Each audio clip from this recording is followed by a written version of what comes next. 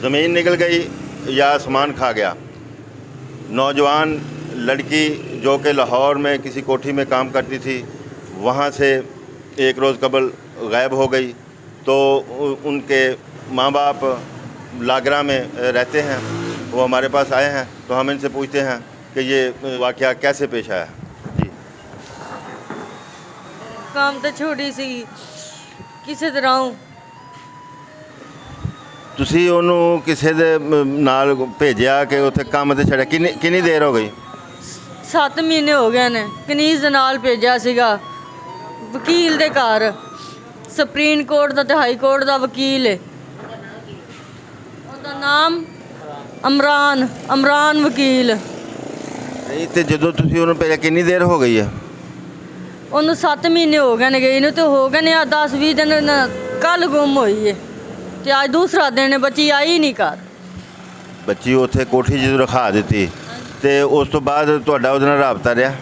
ਨਹੀਂ, ਸਾਡਾ ਉਹਨੇ ਰਾਬਤਾ ਕਰਨ ਹੀ ਦੇਣਾ, ਕਿ ਫੋਨ ਹੀ ਨਾ ਕੀਤਾ ਕਰੋ ਤੁਸੀਂ। ਬੱਚੀ ਕੋਲ ਨਾ ਕੋਈ ਮੋਬਾਈਲ ਨਾ ਕੋਈ ਚੀਜ਼ ਵੀ ਨਹੀਂ ਹੈਗੀ। ਇਹ ਬਾਜੀ ਦੇ ਨੰਬਰ ਤੋਂ ਗੱਲ ਹੁੰਦੀ ਸੀ, ਸਾਹਿਬ ਆਬਦ ਜਿਹੜਾ ਹੈ ਨਾ, ਇਹ ਅਮਰਾਨ, ਇਹਦੇ ਵਕੀਲ ਦੇ ਨੰਬਰ ਤੋਂ ਫੋਨ ਤੋਂ ਗੱਲ ਹੁੰਦੀ ਸੀ। ਇਹਨੇ ਰਾਬਤਾ ਕਰਵਾਇਆ ਹੀ ਨਹੀਂ ਸਾਡੇ ਨਾਲ।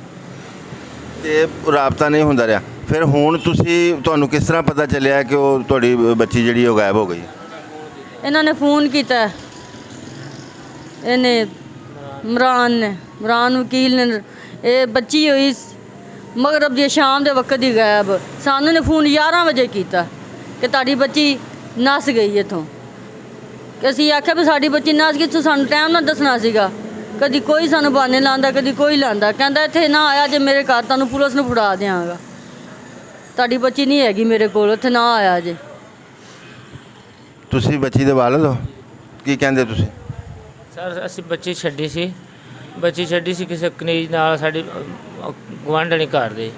ਉਹਨਾਂ ਨੇ ਬੱਚੀ ਭੇਜੀ ਸੀ ਇਹਨਾਂ ਦੇ ਨਾਲ, ਤੇ ਅੱਗੇ ਆਣ ਕੇ ਛੱਡਣ ਗਏ ਲਾਹੌਰ ਛੱਡ ਕੇ ਗਏ। 6 ਮਾਹ ਇਹਨਾਂ ਨੇ ਕੰਮ ਕੀਤਾ ਬੱਚੀ ਸਾਡੀ ਨੇ।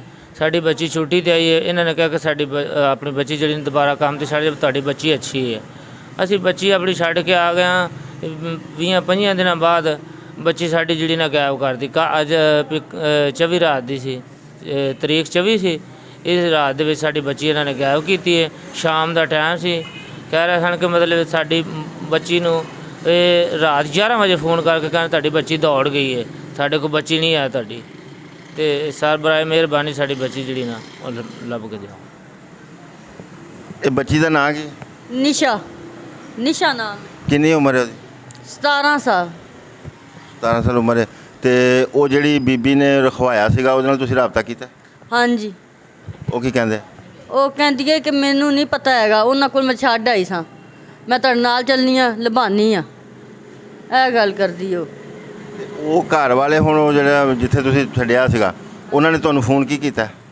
ਉਹਨਾਂ ਨੇ ਸਾਨੂੰ ਇਹ ਫੋਨ ਕੀਤਾ ਹੈਗਾ, ਕਦੀ ਸਾਨੂੰ ਕਹਿੰਦੇ ਨੇ ਕਿ ਬੱਚੀ ਜਿਹੜੀਆਂ ਨਾ ਪੈਸੇ ਲੈ ਕੇ ਨੱਸ ਗਈ ਹੈ, ਕਦੀ ਕਹਿੰਦੇ ਨੇ ਜ਼ੇਵਰ ਲੈ ਕੇ ਨੱਸ ਗਈ ਹੈ 5 ਲੱਖ ਰੁਪਈਆ, ਕਦੀ 5 ਤੋਲੇ ਜ਼ੇਵਰ, ਕਦੀ ਕਹਿੰਦੇ ਨੇ ਗੇਟ ਖੋਲ ਕੇ ਨੱਸ ਗਈ, ਕਦੀ ਕਹਿੰਦੇ ਨੇ ਦੀਵਾਰ ਤੋੜ ਕੇ ਨੱਸ ਗਈ। ਉਹਦੀ ਬੀਵੀ ਦਾ ਕਹਿਣਾ ਹੈ ਕਿ ਮੈਂ ਘਰ ਮੌਜੂਦ ਸਾਂ, ਬੱਚੀ ਵਕੀਲ ਸਾਹਿਬ ਗੱਡੀ ਲੈ ਕੇ ਨਿਕਲਣ ਦੇ ਨਾਲ ਹੀ ਬੱਚੀ ਗਾਇਬ ਹੋ ਗਈ। ਹਾਂਜੀ, ਅਸੀਂ ਘਰ ਸਾਰੇ ਜੀ ਸਾਂ ਜਦੋਂ ਬੱਚੀ ਗਾਇਬ ਹੋਈ ਹੈ। ਅਸੀਂ ਬਾਹਰ ਨਹੀਂ ਸੀ ਹੈਗੇ, ਇੱਥੇ ਹੀ ਸਾਂ। ਬੂਹੇ ਤੇ ਗਾਰਡ ਜਿਹੜਾ ਬੈਠਾ ਉਹ ਕਹਿੰਦਾ ਕਿ ਬੱਚੀ ਜੀ ਮੇਰੇ ਕੋਲੋਂ ਗਈ ਹੈ। ਉਹਨੇ ਹੱਥ 'ਚ ਬੈਗ ਫੜਿਆ, ਬੁਰਖਾ ਪਾਇਆ ਤੇ ਮੇਰੇ ਕੋਲੋਂ ਗਈ ਹੈ। ਗਾਰਡ ਨੇ ਵੀ ਨਹੀਂ ਪੁੱਛਿਆ ਕਿ ਬੇਟਾ ਤੂੰ ਇੱਥੇ ਬਹਿ ਜਾ ਜਾਂ ਤੂੰ ਆਪਣੇ ਵਾਪਸ ਘਰ ਚਲੀ ਜਾ। ਉਹਨੇ ਕਿਹਾ ਕਿ ਤੂੰ ਜਾਣੀ ਜਾ, ਇਹਨਾਂ ਦੇ ਕੋਲ ਹੀ ਬੱਚੀ ਹੈ। ਸਾਨੂੰ ਜਿਹੜਾ ਨਾ ਬਸ ਧੋਖਾ ਸਾਡੇ ਕਾਰਨ ਕਹਿੰਦੇ ਨੇ ਕਿ ਆਪੇ ਰੋਂਦੇ ਫਿਰਨ ਤੇ ਬੈਠੇ ਫਿਰਨ। ਨਹੀਂ, ਤੁਸੀਂ ਉੱਥੇ ਗਏ ਸੋ ਫਿਰ? ਨਹੀਂ, ਅਸੀਂ ਹੁਣ ਜਾਣ ਲੱਗੇ ਹਾਂ, ਅਸੀਂ ਉਹਨਾਂ ਦੇ ਕੋਲ ਚੱਲਾਂਗੇ।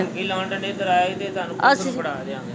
ਸਾਨੂੰ ਸਰ ਉਹਨਾਂ ਧਮਕੀ ਲਾ ਰਹੇ ਨੇ ਕਿ ਗੱਲ ਇੱਧਰ ਤੁਸੀਂ ਆਏ ਨਾ ਤੇ ਤੁਹਾਨੂੰ ਪੁਲਿਸ ਨੂੰ ਫੜਾ ਦਿਆਂਗੇ। ਸਾਡਾ ਇੰਨਾ ਜ਼ੇਵਰ ਲੈ ਗਈ, 4 ਤੋਲੇ ਜ਼ੇਵਰ, 3 ਤੋਂ ਕਦੀ 3 ਕਹਿੰਦੇ ਨੇ, ਕਦੀ 4 ਕਹਿੰਦੇ, ਕਦੀ 5 ਲੱਖ ਰੁਪਈਆ ਕਹਿੰਦੇ ਨੇ। ਸਾਨੂੰ ਧਮਕੀਆਂ ਲਾਉਂਦੇ ਨੇ ਵੀ ਇੱਧਰ ਤੁਸੀਂ ਆਏ ਜੇ ਨਾ। ਇਹ ਗੱਲ ਕਰ ਰਹੇ ਨੇ, ਇਹ ਇਮਰਾਨ ਸਾਹਿਬ ਕਹਿ ਰਹੇ ਨੇ ਵਕੀਲ। ਕੀ ਕਹਿੰਦੇ? ਇਮਰਾਨ ਵਕੀਲ ਇਹ ਕਹਿੰਦੇ ਨੇ ਕਿ ਜੇ ਤੁਸੀਂ ਸਾਡੇ ਦਰਵਾਜ਼ੇ ਅੱਗੇ ਨਜ਼ਰ ਆ ਗਏ ਨਾ ਤੇ ਤੁਹਾਨੂੰ ਅਸੀਂ ਉੱਥੇ ਪੁਲਿਸ ਦੇ ਹਵਾਲੇ ਕਰਾਵਾਂਗੇ। ਤੁਸੀਂ ਸਾਡੇ ਕੋਲ क्यों साढ़े गेट अगे बैठते जे, क्यों साढ़े को बच्ची मंगते जे। जैसा कि आपने सुना कि ये गांव लागरा के रहने वाले हैं और इन्होंने अपनी बच्ची को, गरीब लोग हैं तो लाहौर में किसी कोठी में मुलाजिम रखवाया था। तो अब इनका ये कहना है कि वो घर वाले ने इनको फ़ोन किया है जहाँ पे बच्ची को इन्होंने कोठी में रखवाया था कि आपकी बच्ची जो है वो यहाँ से भाग गई है, वो उसने कुछ चोरी की है। तो इन लोगों का ये कहना है कि हमारी बच्ची को इन्होंने, चूँकि बच्ची जो खूबसूरत थी इसलिए उन्होंने इसको खुद ही गायब किया हुआ उन लोगों ने। तो इन लोगों ने हुकूमत से अपील की है कि इनकी बच्ची को बाज़याब करवाया जाए। तो नाज़रीन देखते रहें, क्योंकि कोई देखे ना देखे खलील तो देखेगा। इसी के साथ ही अपने मेज़बान खलील अहमद सज्जाद को इजाज़त दीजिए। अल्लाह निगहबान।